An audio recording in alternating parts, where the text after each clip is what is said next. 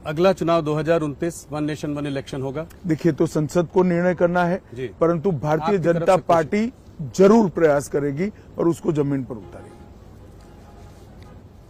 अमित जी, थोड़ा हटते हैं, कुछ अंतर्राष्ट्रीय मुद्दों पर भी बात करते हैं। वॉशिंगटन पोस्ट पर एक आर्टिकल आया है, उसमें जो है उन्होंने कहा है कि रॉ, जो हमारी इंटेलिजेंस एजेंसी है, रॉ प्लॉट कर रही थी कुछ टेररिस्ट को यूएस में मारने का वहां पे, और उन्होंने कहा ये जो है ये डार्क साइड ऑफ मोदी सरकार है।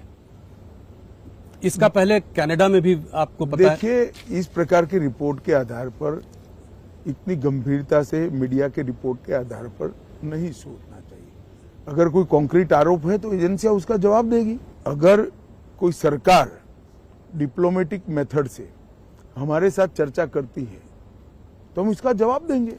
कनाडा में निज्जर के मर्डर पे भी ये बात हुई थी कि जो है ऐसे आरोप मीडिया में लगने से मैं नहीं मानता कोई गंभीर सवाल खड़े होते। इसी से जुड़ा हुआ एक और रिपोर्ट आई थी, वो गार्डियन पब्लिकेशन में थी। उसमें था कि पाकिस्तान में 20 टेररिस्ट को जो है इंडिया ने, फिर रॉ की बात थी, कुछ लोगों को इस्तेमाल करके वहां पे उनको मारा, टेररिस्ट को वहां पे मारा पाकिस्तान सॉइल में। इसको आप क्या कहेंगे?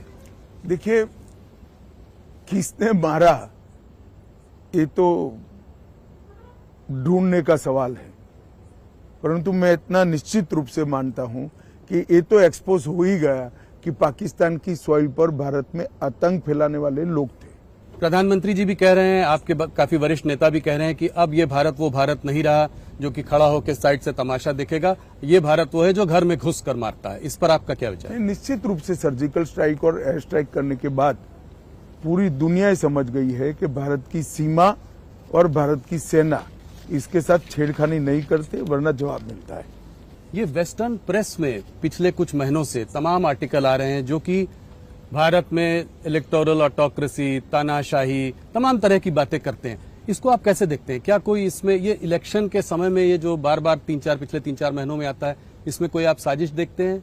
या साजिश छोड़ दीजिए, मैं बड़े गौरव और विश्वास के साथ कह रहा हूं, हमारा लोकतंत्र, हमारी लोकतांत्रिक पद्धति और हमारा चुनाव, तीनों दुनिया में सबसे ज्यादा ट्रांसपेरेंट है, सबसे ज्यादा विश्वसनीय है। अमित जी, कश्मीर पर एक सवाल, क्या कश्मीर पे बीजेपी कश्मीर में चुनाव लड़ेगी? आपने कहा है कि आप वहां पर आवाम का दिल जीतना चाहते हैं, तो ये सीधा सवाल है, इसका आप क्या जवाब देंगे? अभी पार्टी ने तय नहीं किया है, पार्टी तय करेगी, परंतु हम जम्मू में परंपरागत रूप से लड़ते ही रहे। कांग्रेस एक बात और कह रही है कि ये इसको लोकतंत्र की हत्या का वो दे रही है। कह रही है कि मुकेश दलाल निर्विरोध जो है चुन लिए गए सूरत से।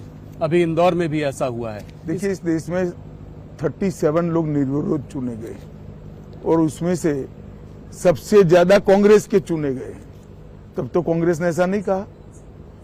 हर पार्टी ने अपने अच्छे कार्यकर्ता को टिकट देना चाहिए। अब कांग्रेस पार्टी जबरदस्ती इनके कार्यकर्ताओं को टिकट देती है, कार्यकर्ता हार देखकर मैदान से भाग जाता है। इसमें भारतीय जनता पार्टी क्या कर सकती है भाई?